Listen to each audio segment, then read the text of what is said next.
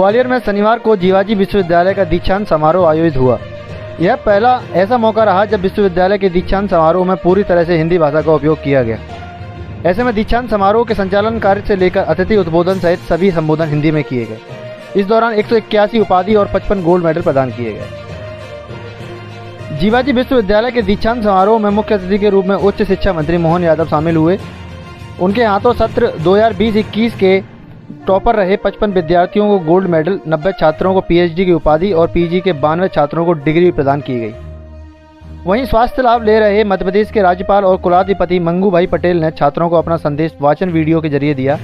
इस मौके पर उच्च शिक्षा मंत्री मोहन यादव ने बताया कि विश्वविद्यालय से पीएचडी की उपाधि लेने वाले अभ्यर्थियों ने जिन क्षेत्रों में शोध के बाद उपाधि हासिल की है, वह क्षेत्र बढ़ते हुए भारत की तस्वीर को उजागर कर रहे हैं। वहीं प्रदेश में सियासत का मुद्दा बन चुके छात्र संघ चुनाव पर कहा कि मध्य प्रदेश में सत्र समाप्ति की ओर है। अगले सत्र में मुख्यमंत्री, राज्यपाल और कोऑर्डिनेशन समिति के बीच में मीटिंग है। मंत्री यादव ने उम्मीद जताई है और यह भी कहा है कि आगामी 2023 में हम आगे बढ़ेंगे और छात्र संघ चुनाव कराएंगे। ऐसी साबित होनी चाहिए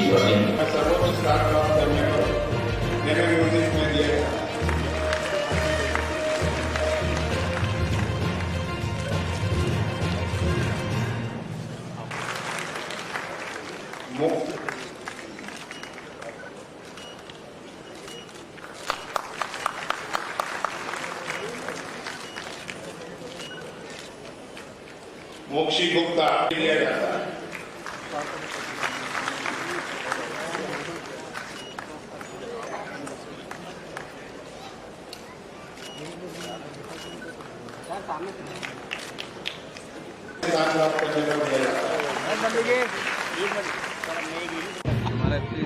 जीवाजी विश्वविद्यालय के दीक्षांत समारोह में आज स्वयं सम्मिलित हुआ। मुझे इस बात की प्रसन्नता है कि अभी हमारे सरकारी 16 विश्वविद्यालयों में लगातार हर वर्ष जैसा दीक्षांत होना चाहिए था, वो दीक्षांत हम कर रहे हैं और इसी के साथ साथ जो सामान्य तौर पर हमारी पढ़ाई हो जाए उस दिशा में हम आगे बढ़ रहे हैं। लगभग 42 हमारी प्राइवेट यूनिवर्सिटी, 16 गवर्नमेंट यूनिवर्सिटी और 1500 से ज़्यादा हमारे प्राइवेट और गवर्नमेंट मिलाकर के कॉलेज हैं। इस सभी दूर शैक्षणिक दृष्टि से धीरे धीरे नई शिक्षा नीति के साथ हम आगे बढ़ रहे हैं। मुझे इस बात की भी प्रसन्नता है कि नई शिक्षा नीति 2020 को सबसे पहले देश में हमने लागू किया था और अब लगातार दूसरे वर्ष में भी प्रवेश कर रहे हैं। मुझे इस बात की भी प्रसन्नता है कि हर जगह जो पीएचडी के टॉपिक जो मैंने बच्चों से पूछा है तो वो समसामयिक है। नए नए प्रकार के टॉपिक लेकर के सच्चे अर्थों में पीएचडी की तरफ हम लोग बढ़ रहे हैं और इनकी रिसर्च के बलबूते पर जो माननीय प्रधानमंत्री ने कहा है, जय जवान जय किसान जय विज्ञान, माननीय अटल जी ने कहा था, माननीय प्रधानमंत्री जय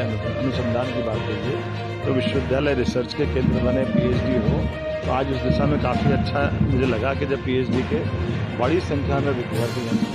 सर, मध्य प्रदेश में छात्र संघ का समय आया है।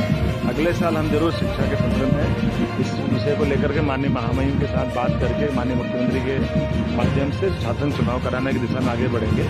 लेकिन एक आपने देखा होगा कि हमारे यहाँ ये जो नई व्यवस्था में पहले हम लोग जब छात्र संघ चुनाव लड़ते थे तब ये विश्वविद्यालय महाविद्यालय में चुनाव होते थे। नगरीय निकाय, ग्रामीण निकाय, इनके चुनाव नहीं होते थे, लंबा लंबा गैप रहता था। अब चूँकि संवैधानिक प्रावधान के अंतर्गत हर हालत में अपने जो तीसरा चरण है, तीसरा निकाय है, खास करके लोकसभा विधानसभा के बाद नगरीय निकाय का या ग्रामीण निकाय का, उनके चुनाव रेगुलर हो रहा है। इस नाते से उम्मीद करने के हमारा प्रजातंत्र का नया नेतृत्व भी खड़ा हो रहा है और उसी प्रकार से आने वाले समय में हम शैक्षणिक सत्र में भी इस साल छात्र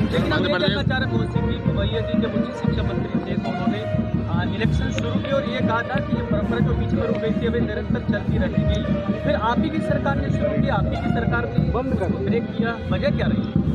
मेरे से पहले आप ही ने बोल दिया ना कि कोविड के काल में जब सारी व्यवस्था ध्वस्त हो गई तो सारी व्यवस्था ध्वस्त होने में चूँकि स्वाभाविक रूप से कॉलेज में 2-2 साल से हमारी क्लास ही नहीं लगी। ये पहला साल आ रहा है जब हम वापस क्लास लगाने की दिशा में आगे जा रहे हैं। हमारी वर्चुअल पढ़ाई होती रही है तो निश्चित रूप से हमने कहा कि हमारे एकेडमिक गतिविधि में खास करके ये एक एक्टिविटी है छात्र चुनाव। इसमें साल के एक बार चुनाव करने के बाद 3 दिन का गैदरिंग आमतौर पर छात्र के माध्यम से संपन्न होता है। तो ये गतिविधि हम पुनः चालू करेंगे, लेकिन क्योंकि कोविड के बाद हमारा जो गुणवत्तापूर्ण शिक्षा देने की दिशा में जो कदम हमारे कर रहे हैं, इसलिए इस सत्र हम